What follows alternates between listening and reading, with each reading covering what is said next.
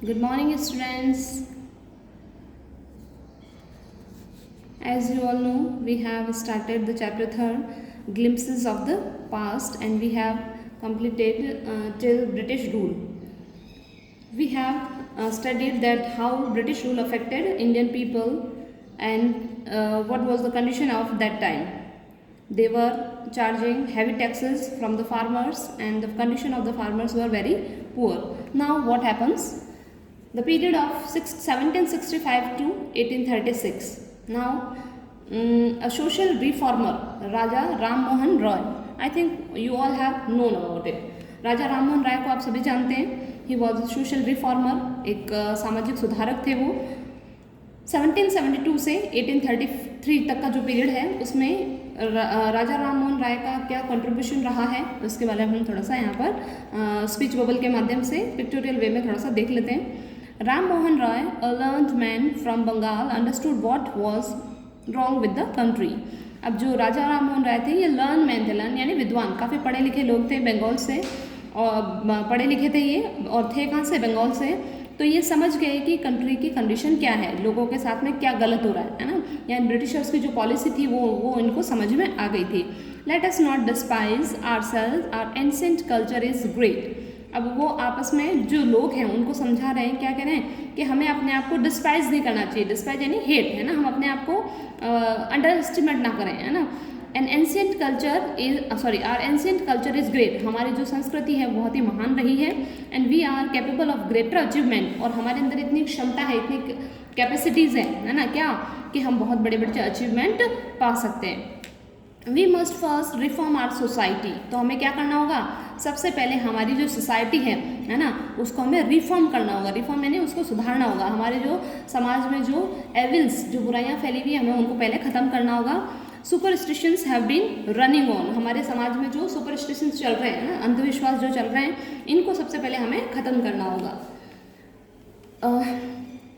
He told his wife, Uma, जो उनकी wife हैं उमा, उनसे वो बात कर रहे हैं. Cows are of different colours but the colour of the milk is the same. अब यहाँ पर एक एग्जाम्पल देके वो अपनी वाइफ को समझा रहे हैं कि काउज जो होती है, गाय है ना, सब डिफरेंट कलर की होती है ना, अलग अलग कलर की गाय मिलेगी, लेकिन the quality of the milk, जो दूध की क्वालिटी होती है वो कैसी होती है? दूध का एक जो गुण होता है ना, कि भी मीठा होता है, वाइट होता है, वो सबका एक जैसा ही मिलेगा, है ना. तो different teachers have different opinions but the essence of the every religion is the same. अब यहाँ पर वो गाय का जो एग्जाम्पल देकर एक चीज़ और बताना चाह रहे हैं कि डिफरेंट टीचर्स हैं, अलग अलग जो शिक्षक होते हैं उनकी अलग अलग ओपिनियंस हो सकती है, अलग अलग विचारधाराएं हो सकती हैं, लेकिन उन सब का एसेंस यानी सार, है ना, उनका सार तत्व है जो क्या है, हर एक धर्म का सेम है. यानी हर एक जो धर्म है वो समाज में अच्छी चीज़ें सिखाते हैं ना. कोई भी धर्म किसी को भी नफरत करना नहीं सिखाता है. तो सारे जो धर्म हैं, चाहे वो हिंदू हो, मुस्लिम हो, सिख हो, ईसाई हो, सब धर्म के टीचर्स की ओपिनियन डिफरेंट हो सकती है, लेकिन उनका एसेंस जो है वो सेम है. He was attracted by science and modern knowledge. क्योंकि वो थोड़े लर्न थे, पढ़े लिखे थे, तो वो अट्रैक्ट थे, है ना, आकर्षित थे. किससे? मॉडर्न नॉलेज से, जो आधुनिक ज्ञान था, और विज्ञान से वो अट्रैक्ट थे. Knowledge should be practical and scientific. और वो क्या कहते थे कि ये जो नॉलेज है वो कैसा होना चाहिए? प्रैक्टिकल और साइंटिफिक होना चाहिए. हम किसी चीज़ को मान रहे हैं, किसी बात को हम अप्लाई कर रहे हैं अपने लाइफ में, है ना, तो वो कैसी होनी चाहिए? साइंटिफिक होनी चाहिए. उसके पीछे कुछ साइंटिफिक फैक्ट होना चाहिए, है ना. और प्रैक्टिकल यानी व्यवहारिक, है ना, जो जीवन में काम आ सके, वैसा होना चाहिए. He started newspapers, but the suspicious British stopped them in 1823. अब उन्होंने अपना एक न्यूज़पेपर स्टार्ट किया. न्यूज़पेपर बेसिकली न्यूज़पेपर क्या काम आते हैं? लोगों के अंदर अवेयरनेस पैदा करने के लिए, ना, लोगों को जागरूकता देने के लिए. तो उन्होंने एक अपना न्यूज़पेपर स्टार्ट किया, और जो सस्पिशियस ब्रिटिश थे ना, ब्रिटिश गवर्नमेंट ने इसको बंद करवा दिया. उनको लगा कि ये तो लोगों के अंदर अवेयरनेस फैला रहे हैं, तो अवेयरनेस, जब लोग अवेयर हो जाएंगे तो क्या होगा? वो हमारे खिलाफ उठ खड़े होंगे, है ना. तो उसने उनको बंद करवा दिया. He crossed the seas and went to England to see what made the British powerful there. He told them. अब उन्होंने सी को क्रॉस किया. सी क्रॉस करने का मतलब विदेश गए, है ना, इंग्लैंड गए, और इंग्लैंड जाके उन्होंने वहाँ पर पाया, क्या पाया कि ये ब्रिटिशर्स पावरफुल क्यों है, इनके पास इतनी शक्ति कैसे है ना. शक्ति इन द सेंस कि रूल करने की, अदर कंट्रीज को कैसे रूल कर रहे हैं. We accept you as rulers and you must accept us subjects. अब वहाँ जाके उन्होंने क्या कहा कि भाई हम जो ब्रिटिशर्स है ना, उनकी वहाँ एक जो एक कम्युनिटी कलेक्ट हो रखी है, आप देख रहे हैं यहाँ पर, उनको एड्रेस करके बोल रहे हैं कि हमने आपको रूलर की तरह एक्सेप्ट किया है। रूलर यानी हमने तुम्हें अपना शासक बनाया, राजा बनाया, तो आपको भी हमें क्या करना चाहिए, सब्जेक्ट्स की तरह एक्सेप्ट करना चाहिए। सब्जेक्ट्स कौन होते हैं, प्रजा, है ना, जो हमें तुम लोगों को भी हमें प्रजा की तरह एक्सेप्ट करने का क्या मतलब हुआ, मतलब ये हुआ कि एक राजा का क्या धर्म होता है, कर्तव्य क्या होता है कि भी अपनी प्रजा का ध्यान रखना, है ना। तो आपको जब हमने अपना रूलर एक्सेप्ट किया है तो आप भी हमें अपना सब्जेक्ट के तौर पर एक्सेप्ट करें। यहाँ सब्जेक्ट प्रजा है, ध्यान रखें। But you must remember the responsibility ruler ओज टू हिज सब्जेक्ट, लेकिन आपको ये चीज़ भूलनी नहीं चाहिए कि एक राजा की अपनी प्रजा के प्रति क्या जिम्मेदारी होती है ना, प्रजा के प्रति वो क्या किस तरह से जिम्मेदार होता है, ठीक है। तो इस तरह से राजा राम मोहन राय ने एक पोलाइट वे में जो ब्रिटिशर्स हैं उनको एक चेतावनी भी दी, है ना, कि भाई आप हमारे ऊपर रूल तो कर रहे हैं लेकिन आप हमें हमारी ज़रूरतों का भी ख्याल रखें। So it was all about Raja Ram Mohan Roy in a short way, काफ़ी छोटा सा बता रखा है। Now come to the fifth point, oppression. Oppression क्या होता है, दमन, शोषण, किसी को जबरदस्ती दबाना, है ना, वो 1765 से 1835 तक। But the British continue to oppress Indian, लेकिन ब्रिटिशर्स ने राजा राम मोहन राय की बात पर कोई ज़्यादा ध्यान नहीं दिया और इंडियंस को ऑपरेस करना जारी रखा, है ना। ऑपरेस यानी दबाव, उनके ऊपर उनको दमित करना, शोषित करना।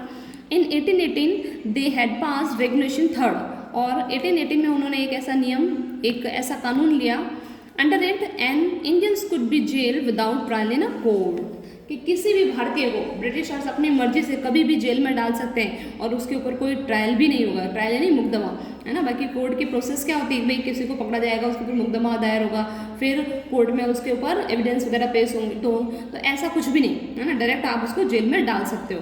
तो ये क्या हो गया, ये एक तरह से टॉर्चर हो गया। All the time British officers in India drew big salaries and also made a fortune in private business। अब यहाँ इंडियंस की कंडीशन देख रहे हैं आप कैसी हो रही है, और ब्रिटिशर्स जो हैं वो क्या कर रहे हैं, बिग सैलरीज ले रहे हैं भारत से, है ना, बड़े बड़े वेतन वहाँ से लेके जा रहे हैं, और इसके अलावा प्राइवेट बिजनेस में भी अपना भाग्य आजमा रहे हैं। तो उनको तो दोनों तरफ से यहाँ पर फायदा हो रहा है, यहाँ रह रहे हैं तो प्राइवेट बिजनेस भी खोल रहे हैं अपना, और बिग सैलरी भी यहाँ से ड्रू कर रहे हैं, ले जा रहे हैं। By 1829 British was exporting British goods worth 7 crore rupees to India, और 1829 में, है ना, ब्रिटिश जो थे, ब्रिटेन जो था एक्सपोर्ट कर रहा था भारत से गुड्स का, कितना, 7 करोड़ रुपीज़ का। तो आप सोचें कि उनका बिजनेस कितना बढ़ चुका था। The British prospered, the companies loot while Indian industries began to die. अब यहाँ क्या हो रहा है, ब्रिटिश लोग जो हैं, ब्रिटिश कंपनी की जो लूट मची थी, लूट यानी किस तरह से वो भारतीयों को लूट रहे थे, तो ब्रिटिशर्स जो क्या हो रहे, प्रॉस्पर्स होते जा रहे थे, प्रॉस्पर्स यानी रिच, है ना, वेल्दी होते जा रहे थे, और इंडियन इंडस्ट्रीज की हालत क्या हो रही थी, वो बिगेन टू डाई यानी वो बिल्कुल बर्बाद होने के कगार पे आ गई थी।